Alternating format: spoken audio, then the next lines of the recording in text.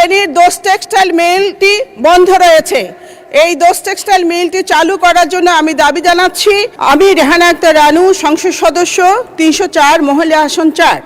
মাননীয় অর্থমন্ত্রী কর্তৃক উত্থাপিত অর্থ বিল 2026 দফা 87, 89, 95, 98 এবং 101-এর উপর মোট 5টি সংশোধনী প্রস্তাব করেছি। আমি সংশোধনী প্রস্তাবগুলো এই মহান সংসদে উত্থাপন করছি। আমার উত্থাপিত সংশোধনী প্রস্তাবগুলো পঠিত বলে গণ্য করার জন্য মাননীয় স্পিকার আপনাকে অনুরোধ করছি। সেই সাথে আমার উত্থাপিত সংশোধনীগুলো বিবেচনা করার জন্য মাননীয় অর্থমন্ত্রীর সুদৃষ্টি কামনা করছি।